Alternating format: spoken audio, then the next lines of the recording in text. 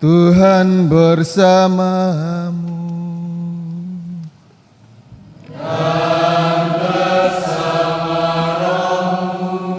Inilah Injil suci menurut Lukas.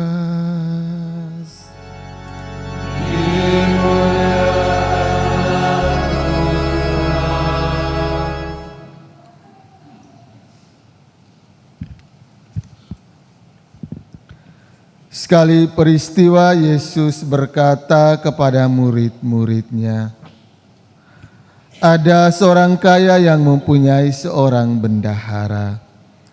Kepadanya disampaikan tuduhan bahwa bendahara itu menghamburkan miliknya. Lalu ia memanggil bendahara itu dan berkata kepadanya, apakah yang telah kudengar tentang engkau? Berilah pertanggungjawaban atas apa yang engkau kelola, sebab engkau tidak boleh lagi bekerja sebagai bendahara. Kata bendahara itu dalam hatinya, apa yang harus aku lakukan? Tuanku memecat aku dari jabatanku sebagai bendahara. Mencangkul aku tidak kuat, mengemis aku malu. Aku tahu apa yang akan aku lakukan supaya apabila aku dipecat dari jabatanku sebagai bendahara, ada orang yang akan menampung aku di rumah mereka. Lalu bendahara itu memanggil satu demi satu orang yang berutang kepada tuannya. Katanya kepada yang pertama, berapakah utangmu kepada tuanku?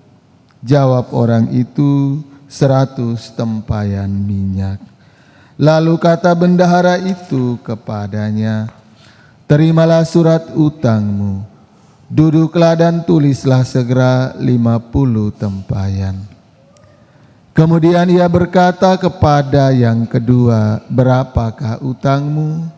Jawab orang itu, 100 pikul gandum.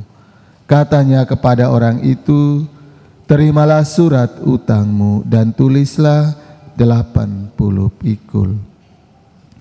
Bendahara yang tidak jujur itu dipuji oleh tuannya karena ia telah bertindak dengan cerdik. Sebab anak-anak dunia ini lebih cerdik terhadap sesamanya daripada anak-anak cahaya. Aku berkata kepadamu, ikatlah persahabatan dengan mempergunakan mamon yang tidak jujur, supaya jika mamon itu tidak dapat menolong lagi, kamu diterima di dalam kemah abadi. Siapa saja yang setia dalam hal-hal kecil, ia setia juga dalam hal-hal besar. Dan siapa saja yang tidak benar dalam hal-hal kecil, ia tidak benar juga dalam hal-hal besar. Jadi, jika kamu tidak setia dalam hal mamon yang tidak jujur, siapakah yang akan mempercayakan kepadamu harta yang sesungguhnya? Jika kamu tidak setia mengenai harta orang lain, siapakah yang akan memberikan hartamu sendiri kepadamu? Seorang hamba tidak dapat mengabdi kepada dua tuan, karena jika demikian, ia akan membenci yang seorang dan mengasihi yang lain, atau ia akan setia kepada yang seorang dan tidak mengindahkan yang lain. Kamu tidak dapat mengabdi kepada Allah dan kepada Mamon. Demikianlah sabda Tuhan.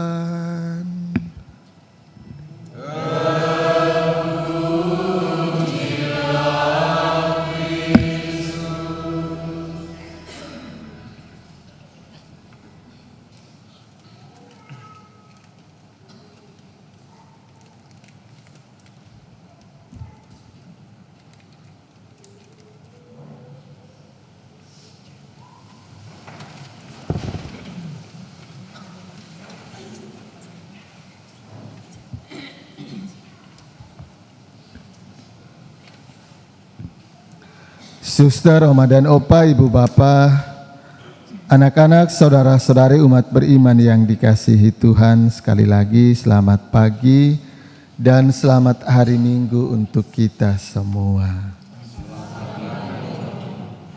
Semua sehat? Puji Tuhan. Ketiga bacaan suci hari ini secara garis besar menggambarkan kepada kita bahwa kekayaan duniawi bukan menjadi segala-galanya dalam hidup kita, tetapi kita membutuhkan itu demi kelangsungan hidup kita. Dan Nabi Amos dalam bacaan pertama tadi menggambarkan kepada kita bahwa harkat dan martabat manusia tidak bisa dibeli atau tidak bisa digantikan dengan kekayaan materi atau harta duniawi lainnya. Maka Yesus menyempurnakan itu dalam Injil yang baru saja kita dengar tadi. Bakat dan talenta yang kita miliki, harta atau materi yang kita miliki harus menjadi jembatan bagi kita untuk membangun persahabatan dengan sesama yang lain. Karena yang akan menyelamatkan kita kelak bukan uang, bukan materi, melainkan kasih sayang yang kita berikan, kita tujukan kepada sesama dengan tulus dan ikhlas. Itulah yang akan menyelamatkan kita.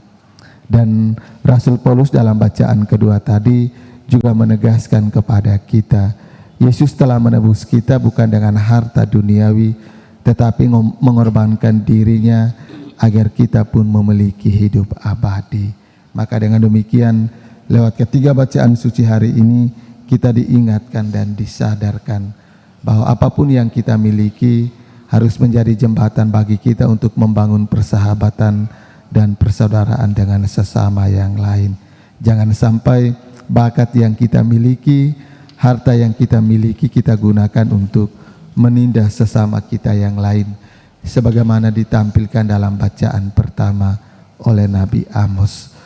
Orang-orang yang punya kekuasaan, punya harta benda, orang-orang yang punya materi, punya bakat dan talenta, menindas orang-orang lemah yang tidak mampu dalam segala hal, dan itu akan menjadi batu sandungan bagi kita, dan itu tidak akan mampu menyelamatkan kita dari kematian kekal. Maka mari kita berjuang sepanjang hari ini, juga di hari-hari yang akan datang, kita mampu menggunakan apapun yang kita miliki, yang Tuhan pinjamkan kepada kita untuk bisa berjumpa dengan sesama yang lain, bisa membangun komunikasi yang baik dengan sesama, bisa menjadi jembatan bagi kita untuk berjumpa dengan siapapun di sekitar kita, juga mereka yang kita jumpai dalam tugas, pekerjaan dan karya pelayanan kita. Dengan demikian kasih sayang yang kita berikan kepada sesama kita yang lain akan menjadi jembatan bagi kita menuju hidup abadi.